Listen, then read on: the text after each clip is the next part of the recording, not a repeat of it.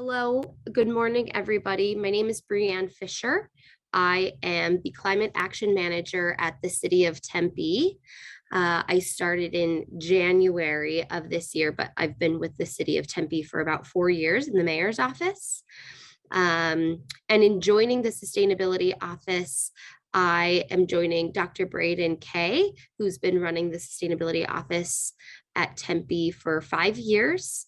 And we'll be hearing from him a little bit later. But one of the things that he's been working on, in addition to partners from across the region, some of you all might be on the call, and he's had some conversations with you all about this idea of really coming together as a region for resilience infrastructure. We all know, and we're experiencing those 100-degree days, extreme heat, drought. We're hearing it all the time. We all know on this call that this is an issue that needs addressing.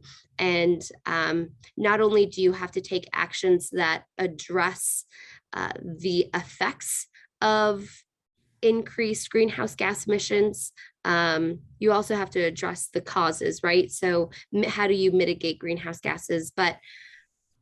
And a lot of us have programs and concepts that are focused on that, but we also need to take care of what's happening right now, the effects, the extreme heat, the drought.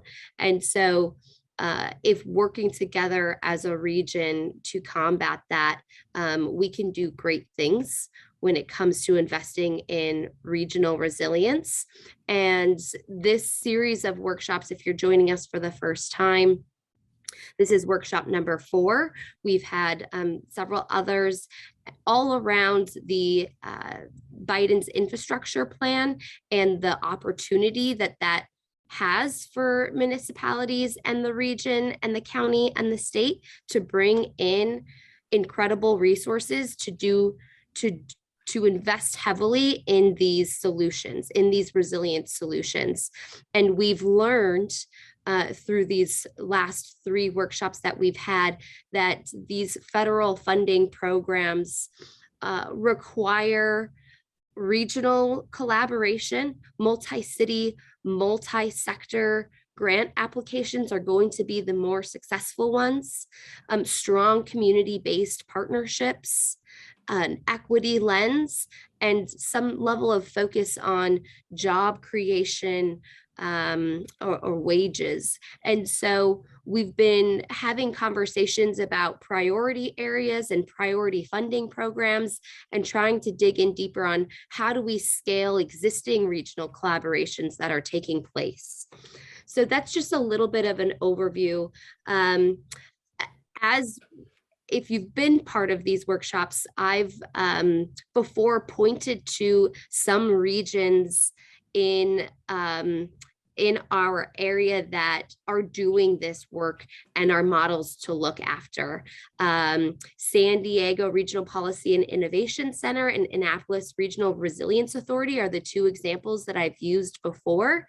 These organizations have made extremely great headway and provided a really good example for us to look at when it comes to creating an organizational body specifically around the purpose of investment in regional resilience infrastructure. And I am so thrilled today to have Shalini here from the San Diego Regional Policy and Innovation Center to talk about just exactly what that organization looks like, the work that they do, the priorities that they're working on, and learn a little bit from one of our model examples that has been mentioned. And so I'm going to let Shalini have the floor, and then we will dive in a little bit deeper into some community-based organization partnerships. So Shalini, the floor is yours. Wonderful. Thanks so much, Brianne. That was one of the best introductions to our work at PIC that I could have possibly asked for. You gave the entire why for our reason for being. So I'm going to talk with all of you today about kind of 5 big things that motivate our work at the Policy and Innovation Center. And I'll share a little bit about my background. And I'm also going to ask my colleague, Josh, who's on the line here, to wave and put his contact info in the chat for all of you. So the Policy and Innovation Center here was launched in September of 2021. It was an outgrowth directly of understanding the opportunity ahead for all the infrastructure funding. You know, this is the most money since Roosevelt for rebuilding our communities and reinvesting in infrastructure. And that does take a completely different approach. So Brianne, I couldn't have said it better than how you laid out the motivation for PIC. We are a 501c3, a nonprofit that was established with support from the San Diego Foundation, our largest community foundation in the region, the County of San Diego, and several leading municipalities. So the base for our launch and success was set up by the fact that leaders in the region were already having the conversations, Brianne, that you just framed out, recognizing the need for more collaboration, more thoughtful cross-sector partnerships and multi-jurisdictional approaches. And this preceded EJA, the Infrastructure Investment and Jobs Act. And so when we launched last September, it was with one signature thing that I think set apart the work at PIC, which was we launched with a 5-year partnership with the Brookings Institution in Washington, D.C. So we had a direct line to leading scholars and policy thinkers who have really been trying to understand how local governments can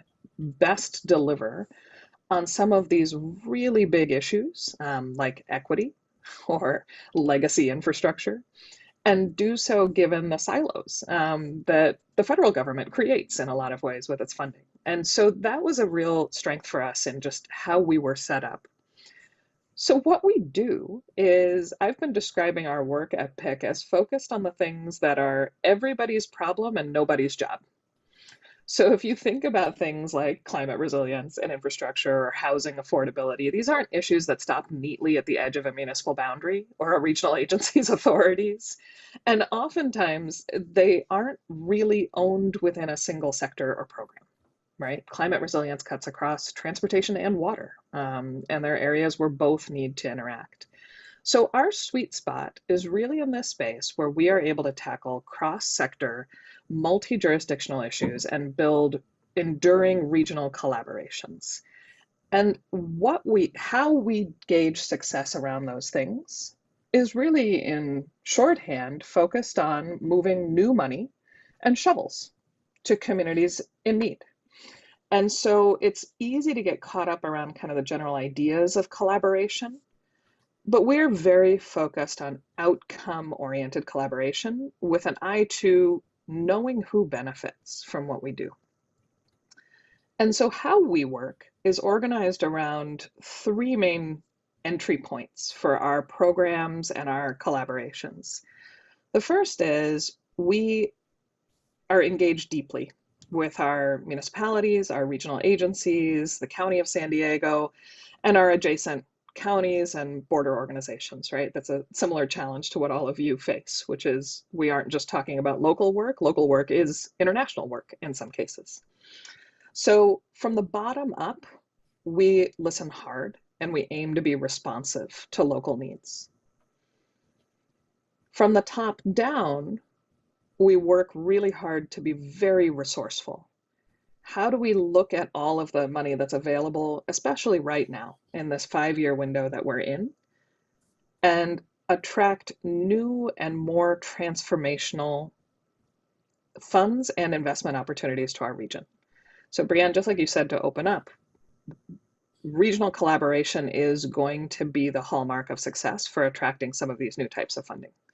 Doing different things, more equity-focused things, and larger scale things than we've been set up for in coming out of a decade of scarcity, right? I've worked with local government in my past work all around the country and around the world, and we've gone through cycles of real scarcity where oftentimes having to look at projects meant having to figure out how you cost cut. And this is the exact opposite of that. How do you increase the ambition to match the moment and the funds that are available? The middle piece here, so we want to be responsive from the bottom up, resourceful from the top down. The middle piece is where our team at PIC really comes in with subject matter expertise on a variety of issues to be strategic. What are the things where the bottom up presentation of the issues, like housing affordability, hasn't led to solutions or outcomes in a large scale or meaningful way. And from the top down, having money, it doesn't tell you how to spend it well. This is where you have to be really smart about creating and designing programs in that window of moving money and shovels and knowing which communities are in need and who benefits. So I'm going to talk a bit about 2 or 3 different programs that we have underway, just to give you a flavor of how we're approaching these problems and where we're trying to go as an institution and as a region.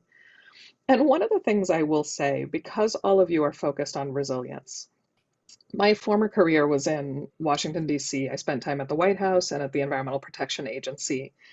And one of the things that was just a through line on all of my work was resilience work. A storm hit, but a community isn't flooded.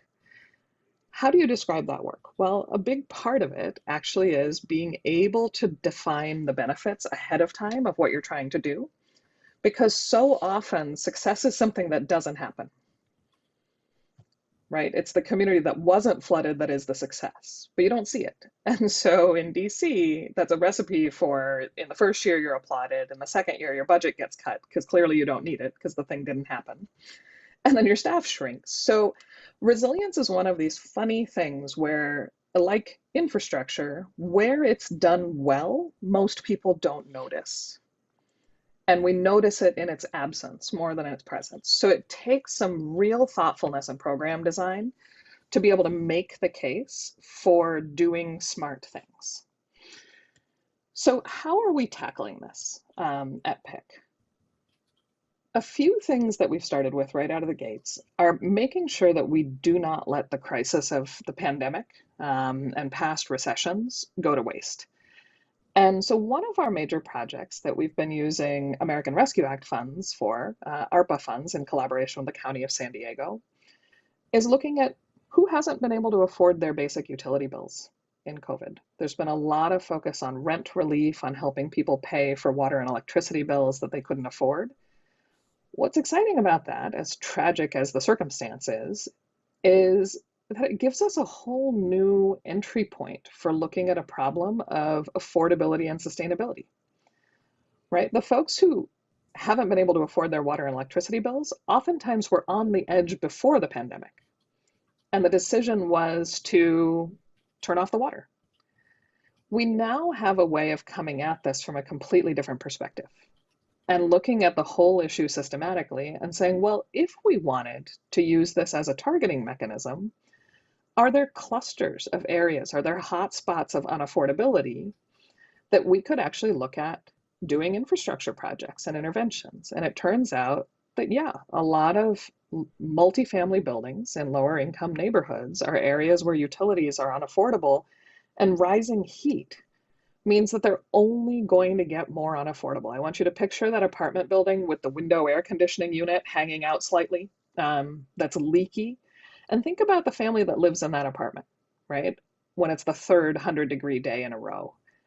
They're absorbing higher and higher and higher costs. The utility can't do very much about that. And so where PIC comes in is we've been working to identify, can we actually create a multifamily building retrofit program designed around reducing utility costs for the most vulnerable residents, but also tackling emissions. And so you're looking at a climate benefit and an affordability benefit.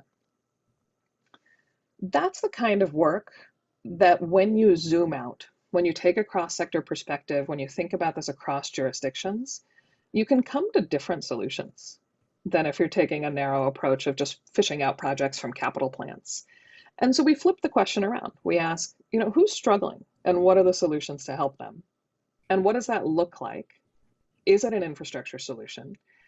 And how do we move that efficiently in the region, right? So in some cases, rather than doing a building by building program, maybe you can create a portfolio approach to retrofits. So that's something that we have underway right now. A second thing that we've been doing that is, I think, directly translatable and relevant to areas of flash flood and drought that you all experience is looking at green stormwater infrastructure projects.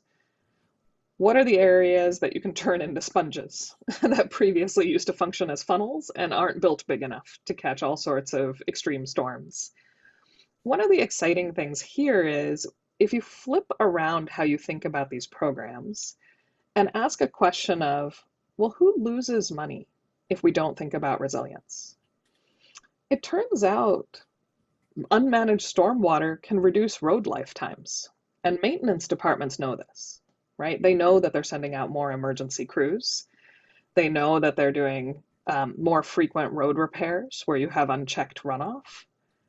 But there isn't often the connection to say, well, how much does that cost? How do we create savings? What kinds of projects could we design? And so some of the other work that we have underway with Rescue Act funds is looking at, can we actually integrate things like stormwater management and extending broadband in areas, the remote areas of our county?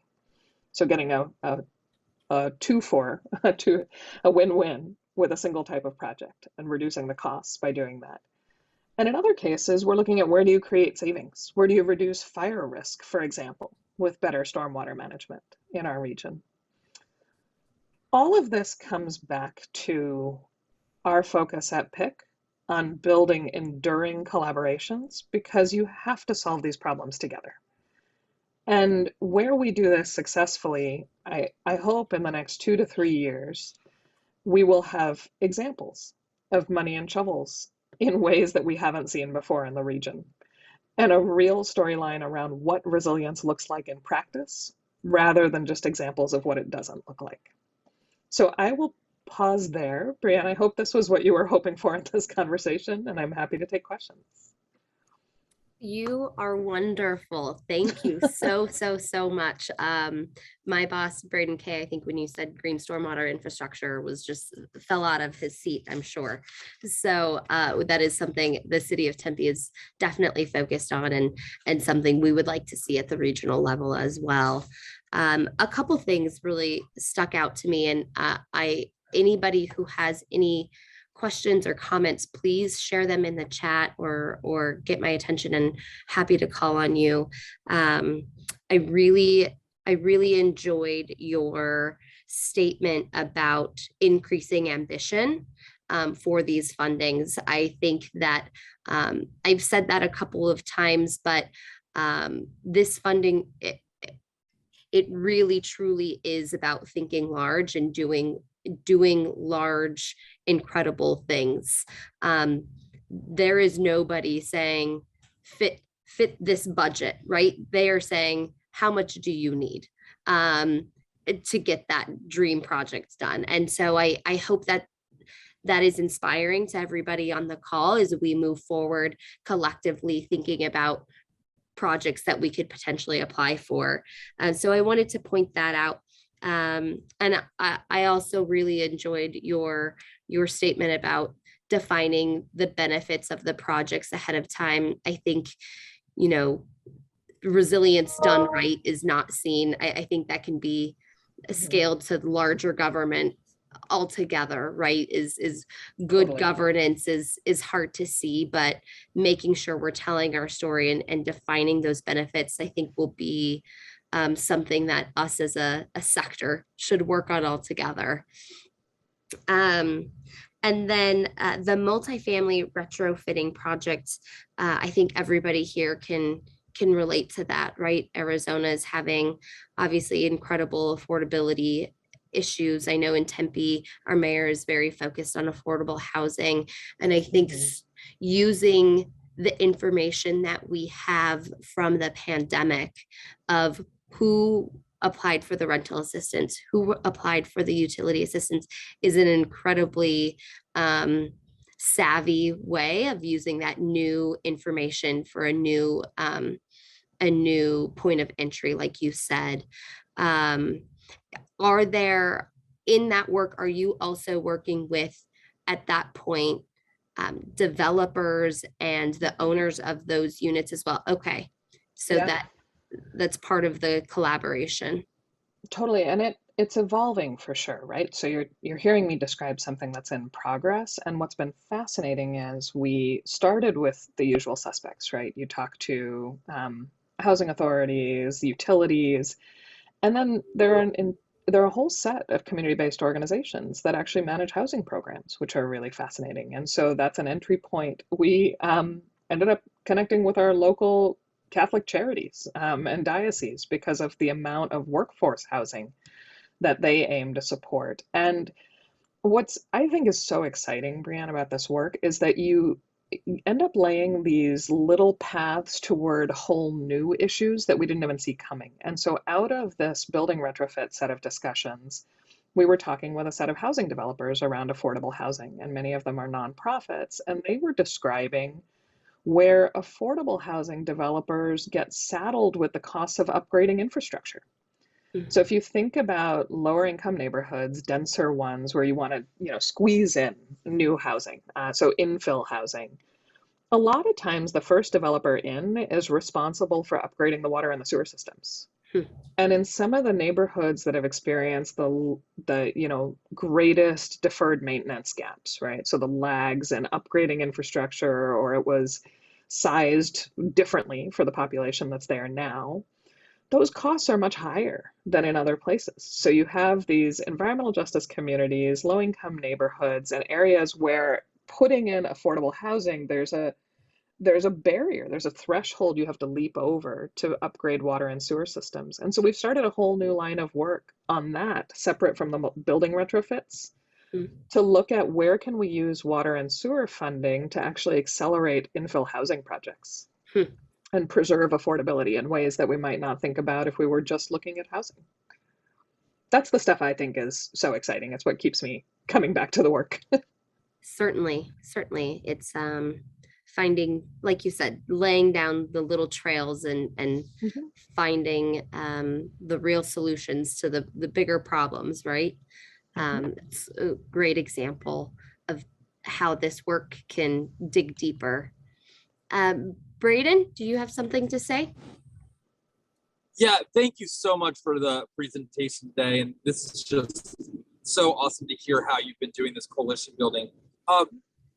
One sort of challenge that we've been having, and curious as to how you're working through this, is obviously you're building these coalitions and they have varying different perspectives and varying different understandings of the climate and resilience challenges ahead, both from like a climate science perspective, but also from like a targeted universalism and racial equity perspective.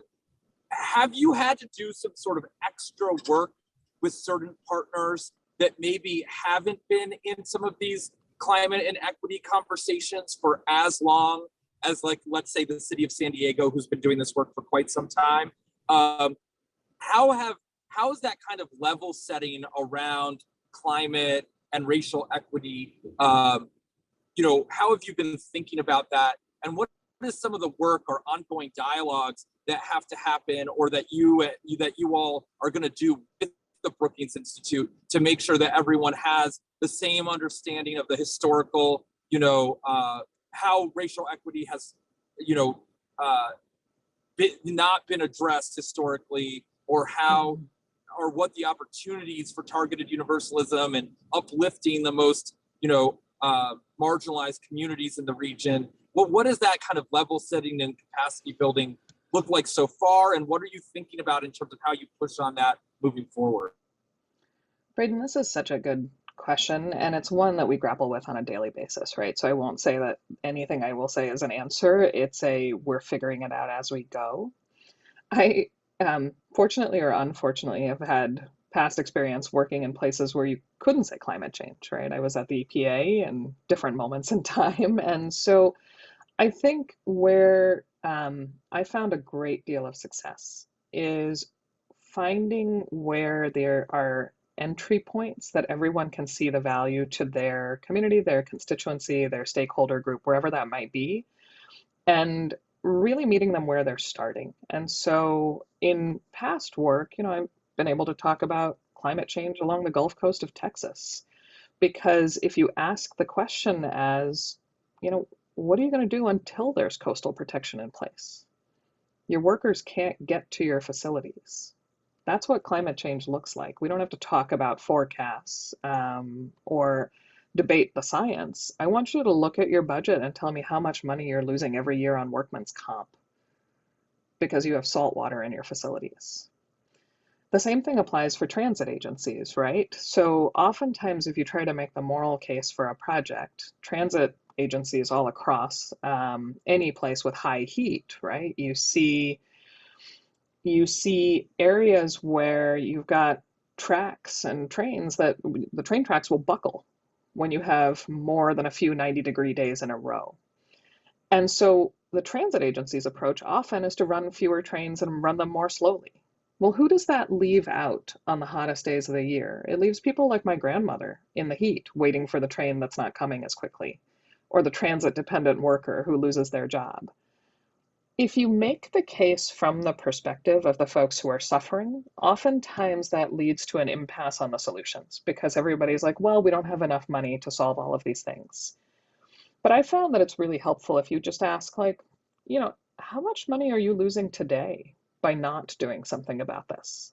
And oftentimes there's a really clear answer to that. And so in the transit agency case, they're hemorrhaging revenues. They're running fewer trains and running them more slowly. They're paying more for workman's comp and liability insurance for derailments. And so I think, Brandon, my answer to your question would be on both the equity and the climate fronts. We try to make specific cases for action, not general ones. And that has led to more productive general conversations and better alignment over time. But starting with the general and trying to build alignment around that hasn't been wildly successful because you have a huge gap between the folks who have been leading, like you mentioned, the city of San Diego, who's been phenomenal on these issues, and folks who are suffering but not thinking about it the same way. And so I always try to separate out, who loses money from who's suffering and where's the alignment in those two things. And I think this ties to Anne's question in the chat, Brianne, before Josh and I have to hop off at the top of the hour. And we have constant critics. Anytime you're trying to do anything real, there will be critics. And so we just approach that as respectfully as we can and try to understand the criticism and where it can be addressed and are clear about where there are moments where we have to just agree to disagree on something. And stand by the values that we espouse at PIC. So that is also an ongoing process. But I very much hope that as you all are doing this, that you feel like you have an open line of communication to us in San Diego. We'd love to hear what's working for all of you and share what's working for us or not. So Brianne, I'm so pleased that you opened the door. Thank you. Yes, thank you so much. And thank you to Josh as well for helping me make that connection. We had connected when I first started this workshop series. So congratulations on all of the work that you are doing and good luck going forward with whatever type of potential grant proposals you put together and the projects that you're working on. I'm sure we will be in touch. So thank you so much and have a wonderful week. Thank you all. Good luck to you too. Take care.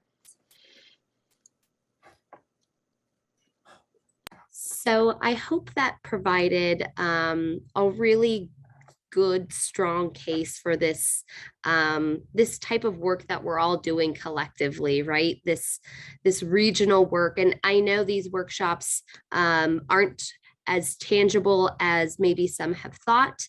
I think we can move towards that work, but I think it's important to keep some of these conversations and this long-term goal of what's possible for our region, a potential regional authority that is focused on this work, that has funding available, that has an organizational body around it, specific to resilience, climate infrastructure.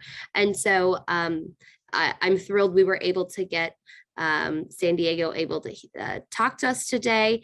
I will say we are going to be moving on. Today's workshop is mostly going to be focused on community partnerships. Last week, we did a little bit of a deep dive into data and equity and how those intersect, and some good resources that we have in our region about the intersection of those two. And we heard a little bit more about Justice 40. And so I am having today give a little bit more examples about what we mean when we talk about community-based organization partnerships and what that looks like for grant proposals as we move forward in our conversations, especially around the funding buckets that we've kind of identified, which is, you know, EVs, the ecosystem restoration, the healthy streets bucket. Those were some of the funding buckets we've kind of coalesced around a little bit. And so as we hear about these examples, think about the community-based organizations in those areas and what partnerships could look like and be. Today we have with us, I've mentioned this example as well. Tucson put together a Build Back Better grant application that received funding. There's a two-phase approach to this funding, but I've shared their grant proposal before, and I'll dig it up and send it again in the chat. They really put together an incredible multi-city, multi-sector team. It hits on research and innovation. It hits on the workforce, entrepreneurship, it's sustainable infrastructure, and then some seed funding to continue to scale the work.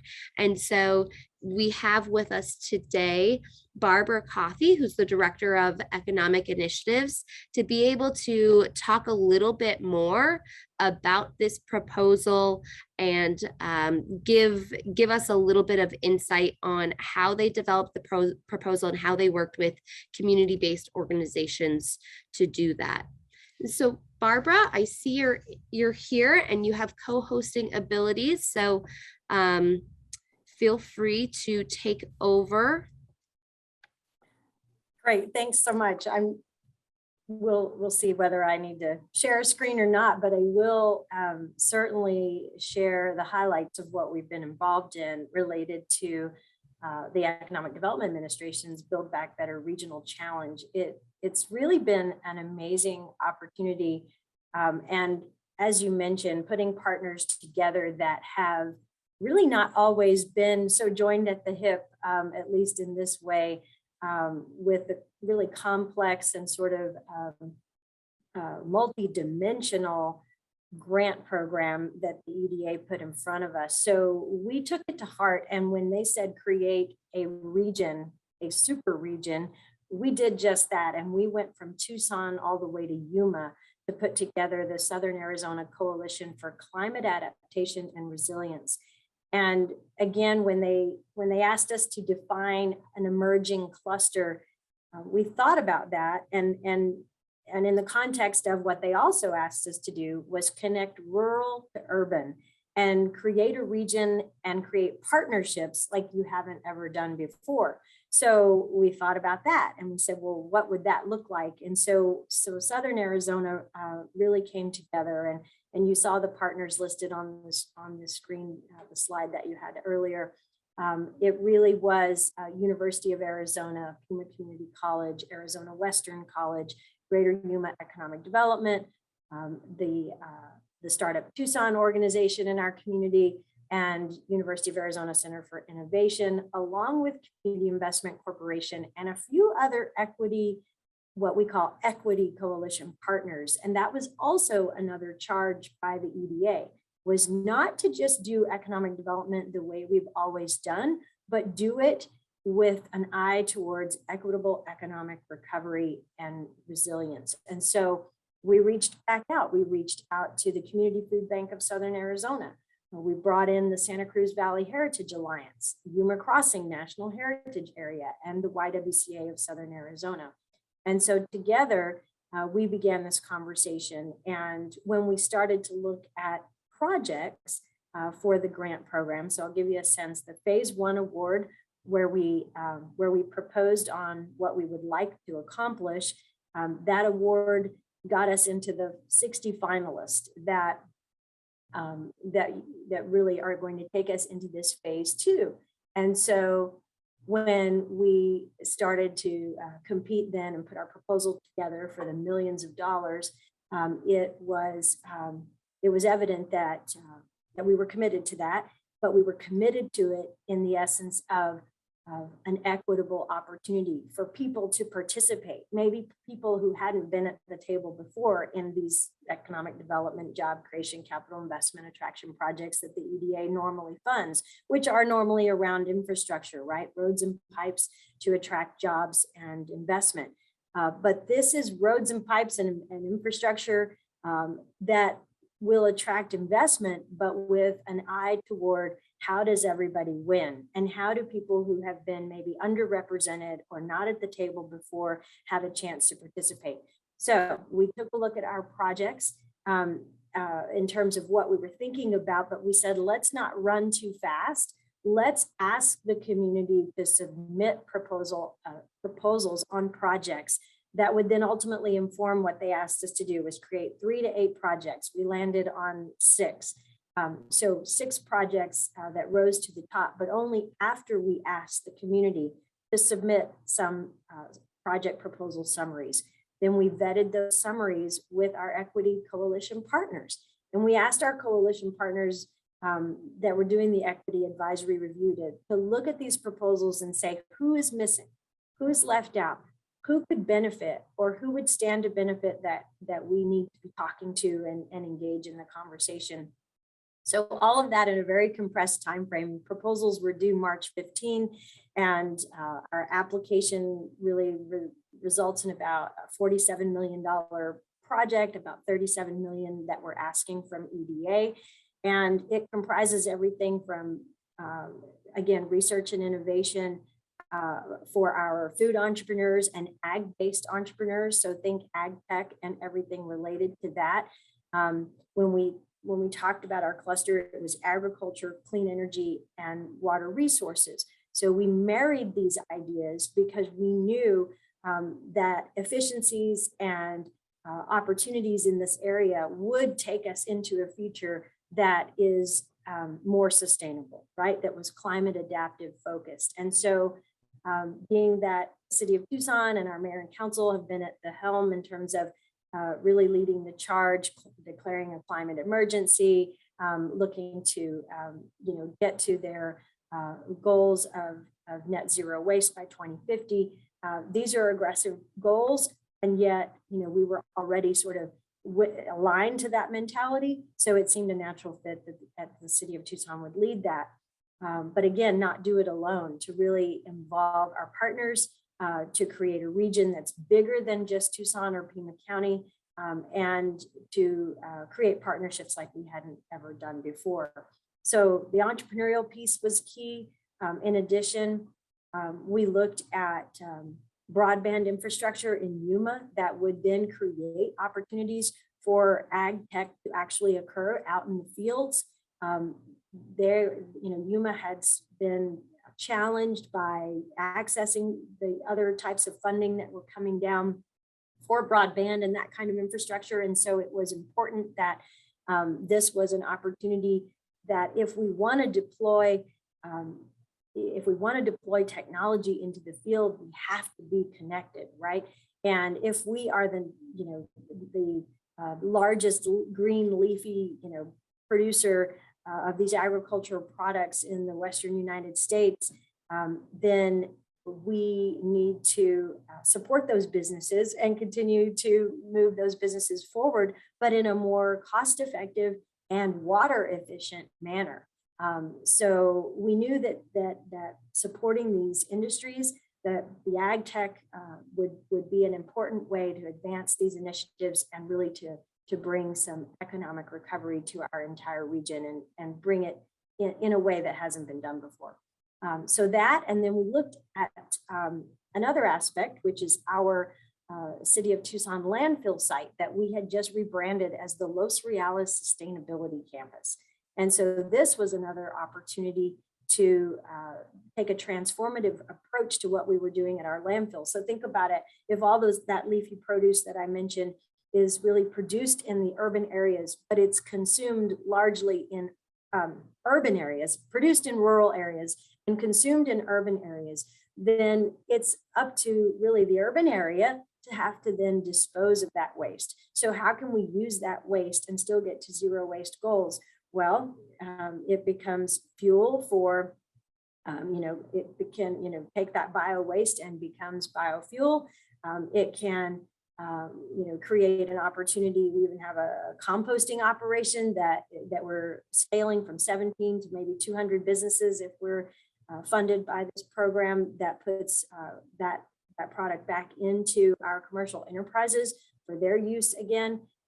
It involves locating industry right on the landfill site that can not only use the waste, the bio waste and other forms of waste as feedstock in manufacturing, but they could also use methane as a recapture from the landfill to power their processes. So we were really getting creative in the different ways that we took a look at how do we attract jobs and investment on that location. So, round that out with seed funding and that's where Community Investment Corporation came in and is looking at a revolving loan fund and a seed fund that would support these enterprises. So I think that, we're excited about where we're going. We won't hear until September as to whether we'll be one of the award winners in this competition, but I think we're committed to staying together as a coalition, regardless of EDA funding, and we're already convening in terms of how do we continue to look for other grant opportunities and funding mechanisms to continue the path forward. So that gives you an overview to start things off. Great, thank you so much. I think, yeah, to your point, whether or not you're successful in the current grant application funding cycle, you have an incredible coalition to continue to work towards future applications. So very, very incredible work. I just had a quick question on, I think you made a really great point, and we're hearing that over and over again, to go to the community first and say, what is it that you need to see done, and we'll organize around that. And you said that you had some of your community-based organizations kind of vet through that. So can you speak to a little bit more how that looked? You said it was also a tight turnaround time. So did your community-based organizations that were part of the coalition help do that outreach? Was it city staff doing that outreach? Was it all hands on deck doing that outreach? How did that look? And how did that feel given the tight turnaround time? So we did create an all hands on deck way to pursue this without, again, shortchanging ourselves with the process. Early on, even before we were awarded the phase one, actually it was about a week before, we had just scheduled our first convening. There were about almost just shy of 100 people, I want to say, together at the University of Arizona campus, where we brought everyone together to talk through what we had just been, had just submitted. And so we were planning ahead, but we still allowed that opportunity. We still also kept a little bit of separation so that our equity committee could have an unbiased look at the proposals that were coming in. So by January, when we started down that path, we had created a rubric, a matrix of things for them to score the proposals on. And what ended up happening is some of the proposals that came through, we kind of married a few of them up, right? We saw that there was some likeness or some opportunities for complementary work, and we put people together. We had, some great projects in line with workforce development. And how do we train for the jobs of the future? And are we training for the jobs that can be really important and significant to the people in our community? So when we're skilling up and we're thinking about a circular economy or precision agriculture, or creating environmental and protection technicians for resilient water systems, all these things, we started to think about who's in the community, where are they right now with their skills, and what are the appropriate certifications or trainings that we would need to put them through into this sort of, cycle of or pathway, so to speak, for the jobs that we're talking about creating with the investment we were looking at. So all of that had to come together. And that's where we, again, could see opportunities for talking to more people. There was an opportunity even with the Tohono O'odham Nation where they would make agricultural plots available for us to do research and innovation. So that was part of one of the programs that Startup Tucson and University of Arizona Center for Innovation put together called Sustain, which is jumpstarting food and agricultural entrepreneurship, but doing it in such a way that we've got these test sites now in an ag location, but working with our tribal partners to put that together. So it was those kinds of things and looking for those opportunities that I think made us stand out. I mean, it was tough competition. I think there were more than 560 or so applications in phase one. So we were just proud to, to have made it this far. And I think we continue to learn from each other every day. You can imagine herding the cats that this was, right? Like trying to continue meeting and bringing everybody together with a whole lot of smart minds in the room and a lot of great ideas. But I will tell you, everybody's been playing very well in the sandbox, and it's really been a joy to work with the team. Yeah, that's great to hear. I think one of the most impressive things about the proposal is how diverse yet interconnected it is, right? From the landfill project to ag tech. You guys told a story that it connects all of the pieces, but you hear those things individually and you think, oh, maybe they don't connect, but you all did a very, very good job of connecting these concepts together. And I think, again, another great example of the aspirational proposals that we can do here in this region. Does anybody have any other questions for Barbara? Anything in the chat? Or you can raise your hand.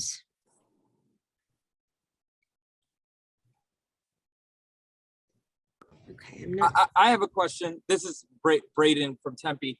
Barbara, thank you so much. And, just really appreciate your generosity in sharing your approach and what you've been doing. And I just have loved hearing. We've had regions like yourself. We may compete on some grants in the future, but the fact is we need to raise all of our regions up to meet the challenges of climate change and of resilience. So I just really appreciate your generosity.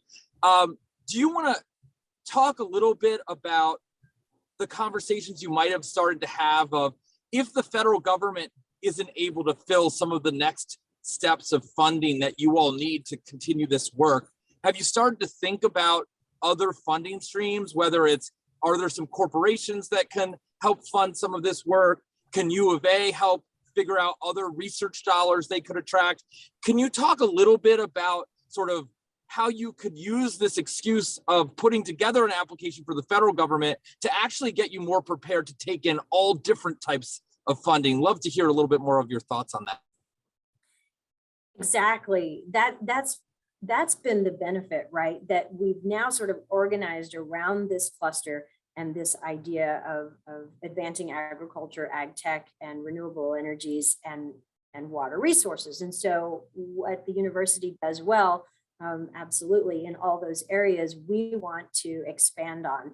And we can do that because of the unique setting that University of Arizona has here in Tucson, as well as in Yuma. They have the Yuma Center of Excellence for Desert Agriculture. And of course, being in the region we are, we were the perfect living laboratory for this.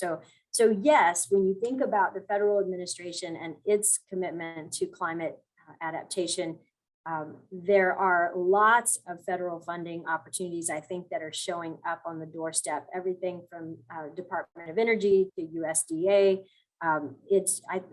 They have been pretty vocal about saying that they want to support our communities, regardless of EDA funding, to connect on these efforts with other federal agencies, to the point that they are having us come to DC in the early part of June for a couple of days to convene in person with some of these organizations. So I'll be there. We'll be talking about what we're up to and meeting and really building relationships to that end.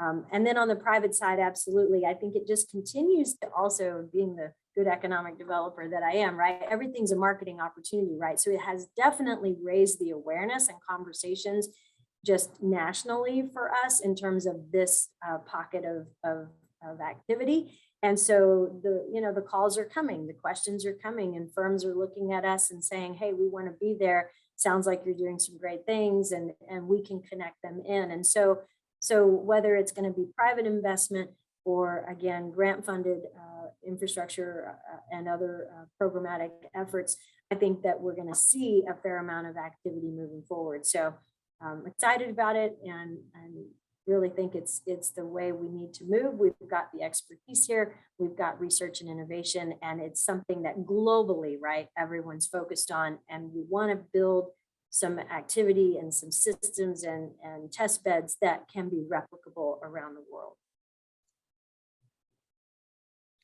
Great. And one comment in the chat was, you mentioned Yuma as part of the coalition. Are there other smaller communities that are at the table in this coalition? And was it difficult to get some of the more rural communities involved? So we worked pretty hard on this, and different folks on our team in the coalition partner group had different relationships. So we leveraged that where we could. But I would say even Santa Cruz and Cochise counties, we brought them to the table. We did some phone calls and emails to reach out directly and bring people up to date and engage their participation. And many of them offered letters of support, and again, in instances where they could participate, offer up, again, I mentioned the land for testing and agricultural research. We were looking for ways that we could specifically engage people. We would, I think, also in these programs, the workforce programs, the entrepreneurial programs, we would be actively sourcing candidates from those areas as well to participate and make our programs available, so that we're going to them and not always having them come to us. So I think we just have to be creative, and you got to maybe do a little bit more, right? You have to reach out of your comfort zone to make that happen. But we're establishing communication channels to do that. And one question I have is it Tucson's Economic Initiatives Office that is helping maintain the meetings and gather the coalition, or has a different body taken that on? And is there any discussion about creating more of a regional organizational body for this effort? So the city of Tucson is the lead entity right now. And again, we had to organize ourselves in that way for the EDA proposal to have a lead entity, but then also all of our project partners are also individual awardees they will be on phase 2 if we're successful. But we still had to establish what we were asked to do, which is create a governance structure. So we did. And so our Southern Arizona Coalition, we're organizing ourselves such that we really are all at the table. And each piece is important, right? It's sort of a hub and spoke idea, but we are going to continue to take the role of convening, but we're doing it in a pretty distinct manner, where we convene twice a year. We're going to have an annual, what we call our governance conference. That's going to come up here at the end of the month in Yuma. We're going to go out there. And that will be our coalition entities and those key partners. So maybe a grouping of about 30 to 50 people at the most at that meeting. But then at the end of the year, so in the fall, we'll do another annual convening, which will be more of our science and technology, and I call it innovation and inspiration conference, where we get together and we really create a little more widespread discussion, but we can also focus on the technical, the science, some of the other research ideas, and inspire our participants to think further, right, about what we can do and how we can create more opportunities within the climate adaptation and resilience framework. So So those two things I think will keep us together and connected. And for the time being, the city will just maintain the lead, and we'll keep making sure that everybody's coming together. Great. And just one more question, then we'll let you go. We really appreciate your time. So to the point of that governance structure, I guess in the chat, what's been the more surprising or unexpected components of all of this effort so far, and what work needs to still be done to build some trust with other counties, cities, organizations? I think one of the most interesting things about this is I believe it's the first time you'd see Tucson and Yuma come together and really bridge the gap there and create a region and create opportunities to purposefully connect. That I just don't know that's been done before. And I can tell you Yuma and the team, the Greater Yuma Economic Development Corporation, the county, the cities, the university partners and community colleges there are just fantastic to work with. They're super excited, and they do believe that they wouldn't have been as competitive on their own.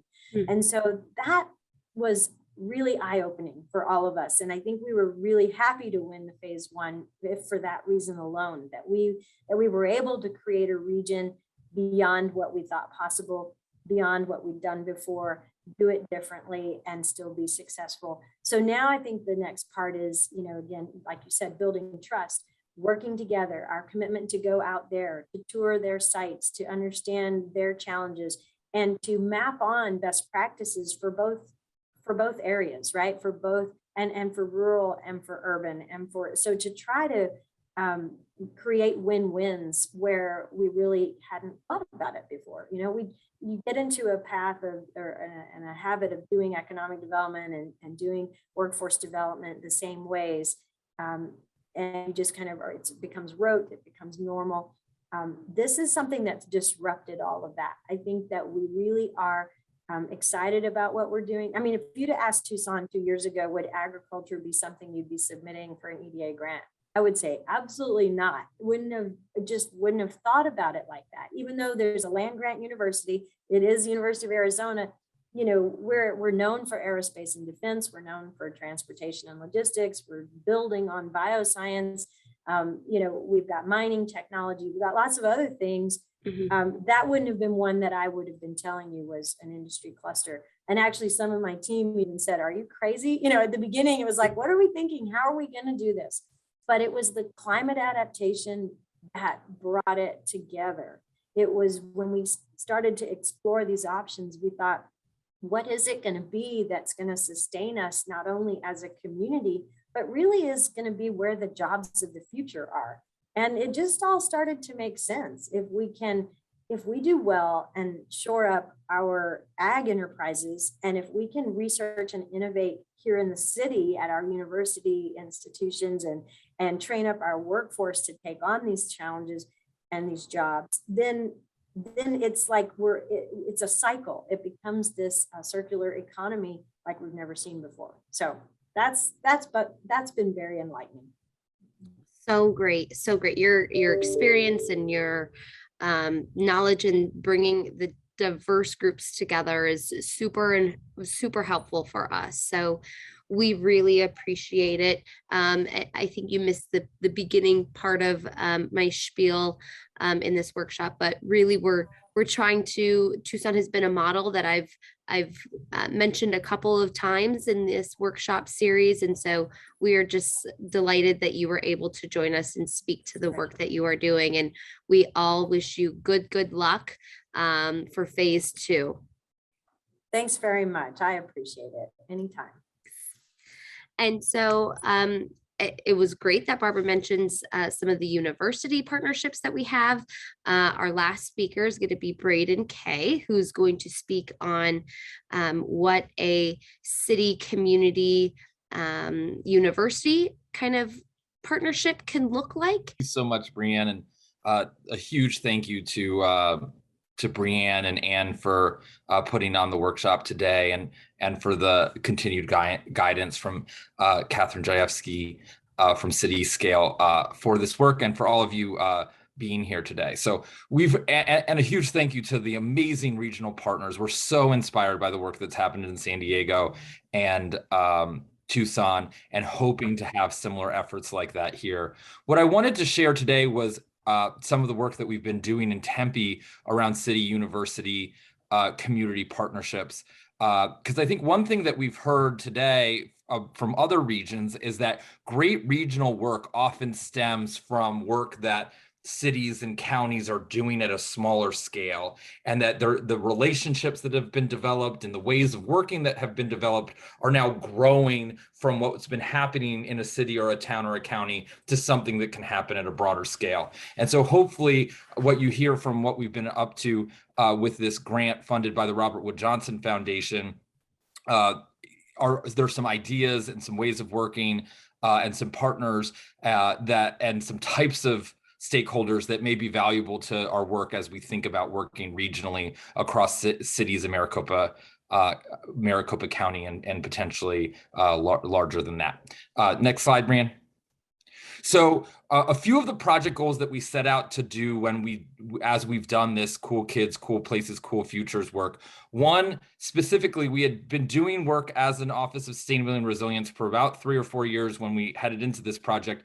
Our sustainability commission that advises our work had been telling us, you need to involve more youth. You need to take advantage of the youth momentum that's happening in the city. There's so many young people that are doing work in high schools and middle schools, and they're coming to City Hall, they're coming to your climate action meetings, but you don't have enough support for them. You don't have a way to make those help students turn their voices into action. And so we really wanted to develop a program that helped take that energy of middle school and high school students and turned it into policy change and turned it into on the ground change. And so we wanted to help develop a set of partnerships and a set of work that would support this amazing student voice that we've heard in Tempe since I came to the city 6 years ago. The other thing that we wanted to do is we had been in a many-year approach, helped fueled by some mentorship from the Urban Sustainability Directors Network, as well as mentorship specifically from the City of Portland and some of the City of Portland alumni, to work on how we repair and build stronger, trusting relationships with critical communities in Tempe, including some of our local tribes, including indigenous people that live in Tempe, including some of our target neighborhoods that are hit worst by extreme heat, that have high percentages of people of color that live in them, and that there was a really need to continue along the work of addressing the structural racism in our city, as well as addressing the harms of colonization and the mistreatment of our indigenous population. And then thirdly, there was this opportunity to build on some of the city university partnerships that we had been working on, especially on resilience to extreme heat for many years, and really try to bring those partnerships to be more city, community, university, holistic partnerships. Next slide. So we have 3 different components of the work. One is setting up youth councils in high schools, and we started with McClintock High School and paired them with their local neighborhood, the Escalante neighborhood, also Victory Acres. There's a few neighborhoods near the high school. And the basic idea was to build off of, we've had a citywide youth council for 40 years that has had a lot of policy impact on our city. And our question was, could we take that youth council model that we've had funded and operational for 40 years, but could we take it to a single high school and then create the support and partnerships to work specifically on resilience to extreme heat and climate action. So this is another example of taking something that's already working in your city or region, but trying to use it for specific problems or in specific areas. So we already had quite a bit of institutional experience in the city in operating youth councils, but now we had the opportunity to have a youth council for specifically to address the issue of resilience to extreme heat. We also then tried to pair that youth council with local artists, and we have a very established community arts program that's funded by a local arts tax. So that was another asset we thought we could use. And then we had the university researchers that are experts in design and heat that could also be a resource to the youth council. So this youth council model was something we'd used before, but we were adapting it for resilience to extreme heat, and then providing the youth council with additional support of community partnerships, ASU partnerships. Another critical component to the work was this equity component, both working on bringing in and doing deeper listening in neighborhoods that are most impacted by extreme heat and by climate change. And then also working with partners at ASU from the Indigenous Design Collaborative, who are specifically working on how do cities decolonize, how do cities think about incorporating Indigenous knowledge and Indigenous perspectives of resilience into their city making and into their policy work. And so we've designed a whole series of dismantling structural racism trainings and decolonization trainings. I have shared those with the Sustainability Cities Network in the past. I think, and there might be a video of that. If there's not, we're happy to talk more about this equity work. So all the adults in this project and the students working this project are all going through this training, specifically to understand that if Tempe is going to address climate change and address resilience to extreme heat, it needs to be addressing some of these historical challenges that we've had with racism and historical challenges we've had with our city tribal relations. And that actually there's no way to do truly transformational climate work without addressing colonization and structural racism. And so this is something that we've been training ourselves on and going on a multi-year journey of figuring out how we do this. And we were really lucky to have a funding partner in the Robert Wood Johnson Foundation that wanted to spend money and resources in this space.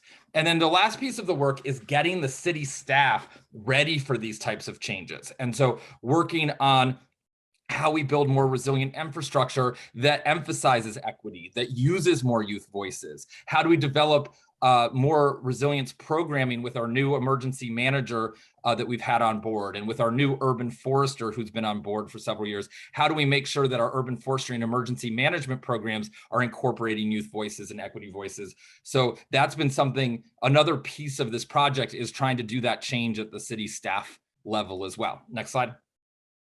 So one thing that I said before that I think is really important, and this slide talks about that, is we had a variety of previous work that built up to this work. It's not like we just applied for a $600,000 national grant and got it. We were taking some of this previous work and building this next level program. So we had some funding from Pew Charitable Trust and a county fund with ASU called Healthy and Urban Environments. And that was funding city university projects around heat and public health already. So that was a really important early work that led to this work. We also had been doing work with Katja Brunders and several students at ASU on the intersection of emergency management and resilience at the city that included using USDN created trainings, the game of extremes and the game of heat and other capacity building to try to get our city to understand that intersection between sustainability, community resilience, and emergency management. We have been working with ASU for quite a long time on our climate action plan work. So our original climate action plan that passed in 2019, as well as our climate action plan update that passed in earlier this spring. The climate action plan work also included partnerships with Unlimited Potential to create our climate justice agenda within our update, as well as we did a business agenda in partnership with our Chamber of Commerce and our Local First Arizona. So the climate action work has shown some of these critical community partnerships with ASU, with business organizations, and with community organizations. So there is precedent to that. And then I explained a little bit that we had been working on equity work with USDN and funded by a local health foundation, Vitalist, for quite some time. So it's really important to make sure that as we're building these bigger regional projects, that we're realizing, hey, we have this early precedent work we've already been working on that we can bring to scale when we do big city projects or when we do big regional projects. And that's certainly the journey that we've been on in Tempe. Next slide. So the theory of change here is that by organizing youth in schools and for school and neighborhood change, we can then motivate a broader narrative about the change that needs to happen in cities and the region at large. And it is this approach of sort of targeted universalism that if we can change and inspire one group of students in one high school, and we can we can support them with artists and with researchers and data and with resources to do action projects and with support from businesses and nonprofits, that we can, if we can change one room, we can change a neighborhood. We can then change a city, and then we can then change the region. And so that's the theory of change behind this work. I think this can be very scary for cities where they're like, oh, well, we need to, put resources in all of these different programs, and then change will happen if we have enough resources in enough places. And that work, people have been using that theory of change of, okay, 8 different neighborhoods get a little bit of money and we can do some work. But targeted universalism says, let's take a group that isn't being heard, that's needs are not being met. Let's fundamentally flip the switch on what resources they have and what attention they're getting, and let's use that as a mechanism for transformational change. And so that was the theory of change we sold Robert Wood Johnson Foundation on, and now we have this money to try to have a group of high school students that they're here in this drama room. This was the first meeting they had this spring, and in the hopes that by supporting them and working with them, we can really use them as that they can be this critical spark that helps further change in some neighborhoods near the school, and then also at our city, and then that can be a model for the region. Next slide.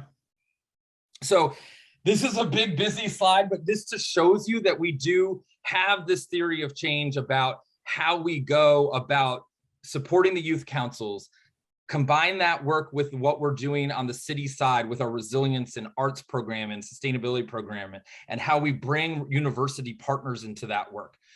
Also how we bring indigenous perspectives into this work. I think the big aha moment that we had as we've been creating this grant and as we've been thinking about this work is happened when we started examining our county emergency management plan. So our all hazard mitigation plan in 2015 for the county listed extreme heat as a threat, but it only listed 2 actions. And so those were 2 actions that if we went to FEMA would potentially fund. And those 2 actions were water bottles and education. And what water bottles and education as actions show us is that our region is thinking about resilience to extreme heat as an individual problem. You as an individual person on a street, or you as an individual person on a home, you're responsible to survive extreme heat. You need a water bottle and you need information. And that's how you're going to survive extreme heat. We view that as fundamentally wrong, that actually to solve our region turning into Riyadh and having over 50 days of summer, over 110, or potentially having over 40 days over a summer, over 120 degrees, that we actually need to turn this from an individual problem to a collective action problem. And that collectively we need to fund urban forestry. We need to fund cool material use. We need to fund shade and shaded buildings and cool buildings. We need to fund cool schools and cool corridors. And we have to find a way to coordinate that investment together and make that investment together from federal funding, corporate funding, maybe some kind of regionally collected funding, individual city funding, all together to solve this collective action problem of it getting too hot and too many people dying, too many people getting sick, and not enough people having access to healthy lifestyles because it's just too hot outside to go to playgrounds or to be in parks. And so that's this critical thing. Now, Tempe led the way with the 2020 plan. We had 40 actions for extreme heat that included resilience hubs, that included home weatherization, that included urban forestry, that included community resilience efforts with our emergency management. And our hope is to use this Cool Kids process to change the regional narrative from extreme heat and resilience being an individual problem to being a collective action problem that we can solve together. Next slide. So we've now turned this into action. This was one project you see above you where we had 4 palm trees and some, there you go. We had 4 palm trees and a little dinky old wall and 1 oak tree that we actually kept. And we turned it into a native pollinator forest with native plants and trees and shrubs. We got a lot of them from Tucson, from several nurseries that have great local pollinator plants. You can see some of the ironwood trees and local grasses and tuberosa. This was designed by an ASU grad student with input from young people and input from our local tribes. And now the students took this action day and went and created a local pollinator garden and cooling corridors at their own high school. Do we have a picture of that, Brianne? No.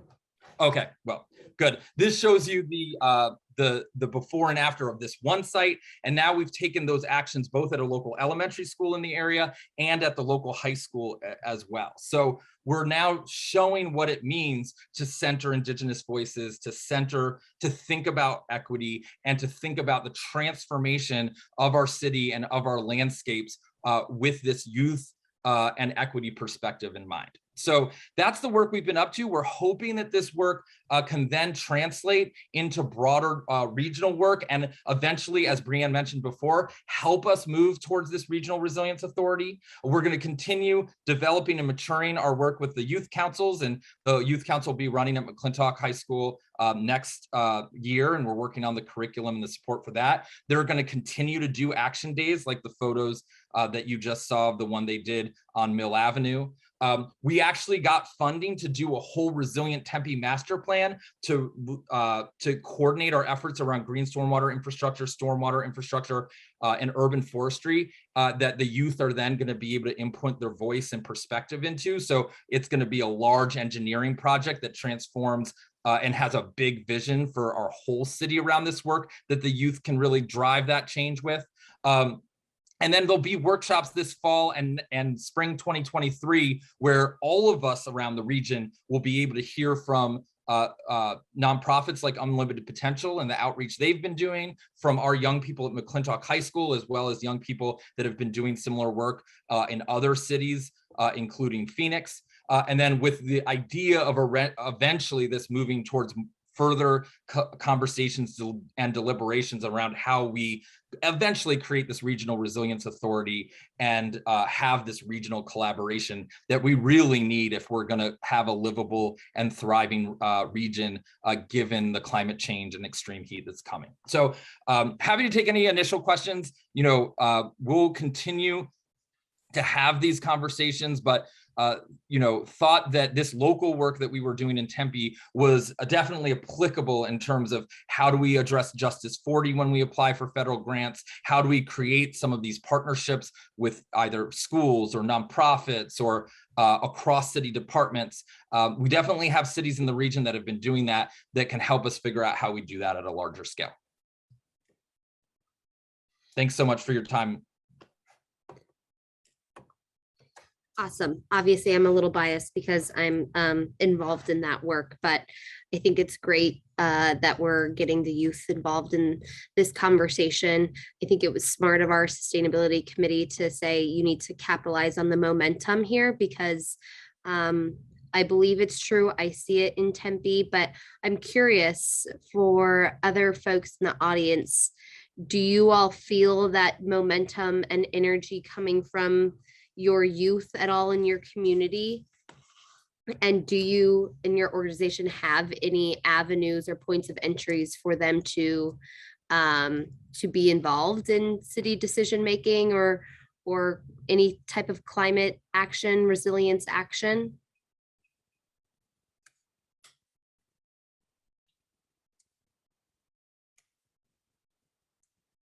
feel free to just come off and speak up if you do. Like Braden said, Tempe had a mayor's youth advisory council for a long time, and then he kind of used that model and put it more in the school. Does anybody else have any other similar kind of youth councils, or is there youth members on any of the other advisory committee bodies, anything like that?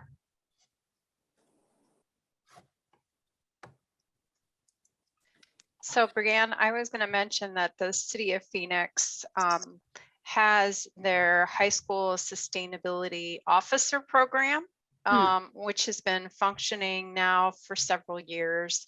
The Sustainable Cities Network has engaged with them on greening events. And so that is going to be expanding, I believe, statewide through the Arizona Department of Education. So that might be a leveraging point to kind of marry what the city of Tempe is learning through its youth councils, informing other communities on how to activate youth when it comes to climate and heat and resilience, and incorporating those actions and information into kind of that developing program. So I think it's kind of at its infancy as well.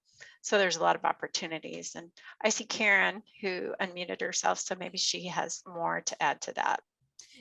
Yeah, thanks, Ann. Not a whole lot more to add. I know that's what Doris takes care of, and reaching out to, like you said, the sustainability officers at the local high schools. I know Austin Energy has done a lot of work in the education space. I'm not familiar with all of their programs. I just know they have a pretty robust program, but I know that listening to Braden, that's something that we need to leverage more, is more coordination with our youth. We've got plenty of high schools in the city of Phoenix that we could start having discussions with. But I think, like you said, Ann, it's in the infancy, and Doris is kind of driving that bus. But I will add that I am in Indiana as I speak, and I am going to meet with my old high school this week, and I'm going to start planting a sustainability seed just to see what they know in terms of sustainability. So looking forward to hopefully meeting with my high school here in Indiana. Very cool. And I see Emma said in the chat that Roosevelt School District has a signature academies that could be a great partner. Cool. Yeah, they're developing signature academies across all 19 schools that they have. And some of them are specific in sustainability and just equity. So having them at the table will be a benefit. That's great. And, the slide that I have pulled up right now is from our wonderful speaker that was in workshop 3, gave an overview about Justice 40. And so if that's why it looks familiar, and I just thought it would be helpful to pull back up again, because it was, action ideas for Arizona. And I think out of all of the speakers and the presentations that we heard today, you can tell it takes a lot of organizing to get to this kind of authority space. I think that is a little bit what we're trying to do here today, is create a coalition of folks who are understanding these concepts and creating momentum in your own entities, and continuing to come to this regional conversation. And I think that we can learn from every example that we hear about community-based partnerships, and creating what that process looks like to get their voices heard. Community-based partnerships, when I think about all of them, I think about the areas that we've talked about before, EVs, ecosystem restoration, healthy streets. And I just listed out some of the community based organizations that I know are involved in these spaces so far. For EVs, the Central Arizona's College Drive 48 program seems like a really cool opportunity to kind of leverage and maybe scale. We know that SWEEP and Chispa Arizona are also involved in the electric vehicle space, but I'm just curious if anybody on the call has, if there was any inspirational thoughts about any of these spaces and the community-based organizations that we know are involved so far. Again, I think another theme of today was aspirational thinking. No idea is too large when it comes to these grant proposals. So I just wanted to put these funding buckets up here with some of the community-based partnerships that we know are involved in these spaces, and just to get everybody to start to think about what could be possible. Let's start thinking outside of the box when it comes to these spaces and who we can bring to the table and what kind of impact we can make.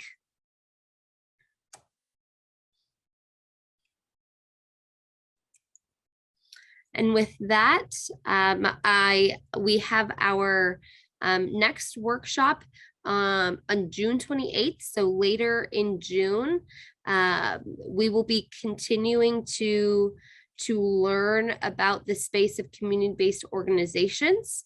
We're going to be having some really specific feedback from community-based organizations with the help of Unlimited Potential. Emma is on the call today, and she's been involved in these workshops, and she's been doing some work on gathering some feedback and voices from our community-based organizations and how they want to be partnered with as we continue to mature this regional infrastructure exchange and come up with some grant proposals. And really, they're going to be a great partner in figuring out what projects we need to go for, because we'll be hearing from the community their need and their desires. So please make sure to stay tuned for the next workshop. Please put it on your calendars as a hold, and we'll be getting out the registration link as soon as we can. And Braden, do you have anything else to add? I was going to say the previous workshop recordings are on the Sustainable Cities Network meetings page. So those are all available along with the PowerPoints. So if you missed a previous one, feel free to tap into that resource as well. Great. Thank you for that reminder. And then Brianne, also, I think this next workshop, we're encouraging cities and organizations to bring others to the table with them, because this is a broader conversation about city community partnerships. So it doesn't just need to be city people at the June workshop. You know, we're really interested in, if there's partners you think you may want to work on grants moving forward, feel free to bring them to this next workshop, because this next workshop is going to be Unlimited Potential, presenting some of these ideas around what makes high quality community city partnerships. And it'll be important for any future partners you're considering to hear that, and it hopefully will help spark dialogue between you and potential partners about how to do this work effectively. Great, thanks for that reminder. And we'll make sure to put that in the registration invite as well. With that, I hope everybody has a good rest of your Tuesday, and we will see you on June 28th.